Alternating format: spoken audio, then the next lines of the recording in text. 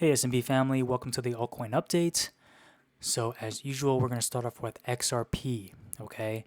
I know there is a nice volatile move up around the 60 cent range, 59 cent range. However, you can clearly see it's hard closing below the resistances.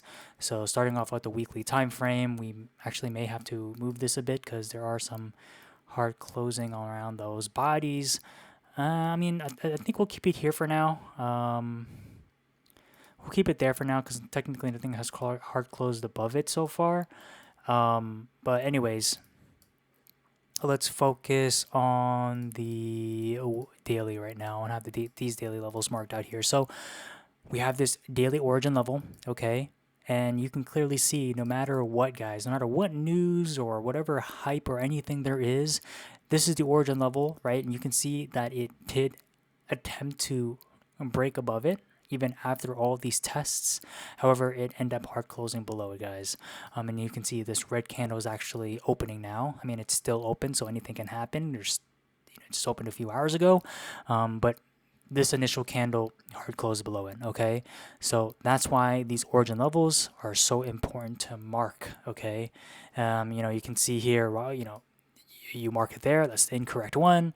Yes, you can mark it here, but the actual one, again, I like the bodies of the candles, is right there. And for anyone that's very, very greedy, you can always do the wick, okay? The support, right, we can evolve this now to here, right? So now we are in a new daily zone. We are in this daily range now. So, what usually happens after a volatile move like this, retrace a local retrace down, right? I could definitely see XRP go back within this 54 cent range, but overall, this rejection, a lot of people might say, "Oh, bear trap, oh, it's such a scam, whatever." No, guys, the fact that it was able to test this level at such a higher level and at such a big demand there. I mean, not a big demand, but at such a higher level, there is a big demand. Okay, so in a case where XRP does retest this resistance again, I'm pretty certain it's gonna break and probably hit these ranges here. I mean, you can see this. I mean, you do the wick here or the body here. That's in around the 60 cent range, and it lands perfectly within this daily downtrend. So. Again, if it does break within this resistance range, I could definitely see, same trend that brings it down will be the same trend that brings it up, and that'll reach around this range here, 60 cents. However, what happens after a move like this? Local rejection, local, retracement. It's all part of the move. Accumulation and distribution. Those are only two cycles. So when you have that in mind, you obviously know it's going to be distributing, right? Around this daily support, right? We saw XRP move up, not bump, but move up with Bitcoin, right? So we saw the significant move up, just like Bitcoin, and just like Bitcoin right now, looks like it's retracing a bit. So we may see that with XRP, just a little bit, okay? So yeah, a lot of selling pressure around that region. And again, with all the selling pressure, right? The next time it hits it, less people are going to sell around that region because it's been so exhausted. They want a fresh new level, which would be around here. Okay. H bar is still stuck in this daily range. Nothing new, guys. Even with that Bitcoin bounce, this didn't really move. So honestly, I could see H bar just go back a tad bit down around this 0.047 range. So really nothing new there. XLM, guys, you guys know it moves closely with XRP. Go to this time frame, weekly apex getting very, very tight. Let's go to the daily. Okay, it actually ended up breaking out of this daily origin level. Nice. So what we're actually gonna do here is that we're gonna move this here to there now. Okay, and then we're very, very local daily levels here. Okay, so we have this here and we have this here. So mark this uptrend here. Okay, so super steep trend line for XLM. Again, I don't really like those, and especially when they're approaching a very especially like an apex like this, and it's very tight. With all the space, I could definitely see XLM's reject around this region, and maybe retrace down to the following supports. Obviously, this area wouldn't be an accumulation range for me or anyone. This is just a just marking out supports just to confirm that it could be actually heading down, right? Because if we break this uptrend, it's mostly going to go to these supports, and if these supports break, then we obviously know it's going to go back within this region here.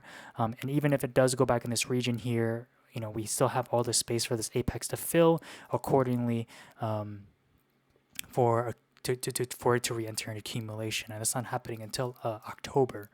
Okay. So as of right now, all these coins, even Bitcoin, and right, it's all looking like October, November, again, just in time for the elections. All psychological, guys. So I could definitely see some nice fireworks around that time.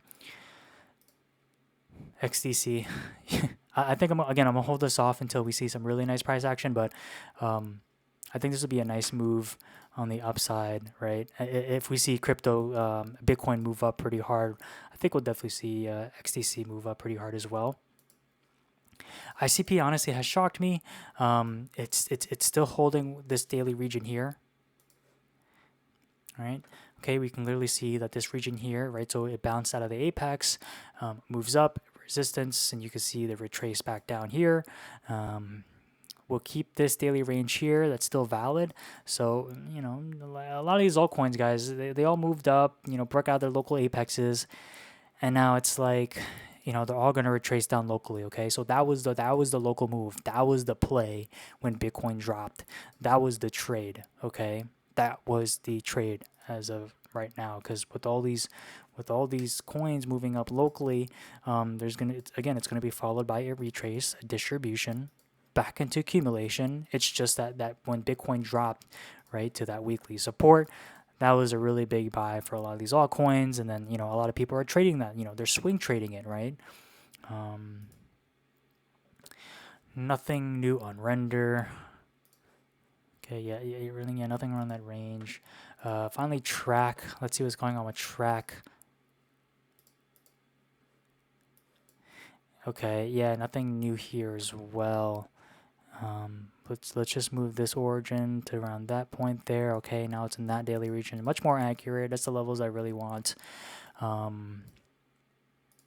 so it's really being held up by very, very local daily support here. But if everything is going to move down, then track can also move down within this region here, but overall still in a very steady, slight uptrend. This looks like a very heavy period of accumulation, guys. You kind of get the gist, right? I'm not a big fan of patterns, but this pattern looks like a very big version of this. Right? So, and I don't know if you guys noticed, this is the basics, guys, right? Leading up to the apex, you want to see ladders, right? You want to see a slow growing ladder, right? Those are one of the first things that we learned about apexes, right? Again, I'm not big on patterns, but if you just look at the TA, right, things are the basics. There's a reason why there was such a significant pump, was because this slow growing ladder, and pretty much is almost the same thing happening here, right? It's this daily uptrend period, like that's what it's doing. So long-term play, I would say it's been a pretty long-term play since June, I guess, right? Since we've been talking about it. Well, we've been talking for a while, but hitting these final supports happened in June, right? So, anywhere in this region is accumulation, to be honest. So, yeah. So that pretty much ties everything up, guys. If you have any questions or comments, drop them down below. And again, as always, make sure you at me, and I'll make sure I get back to you as soon as possible. Take care, everyone. See you on the next one.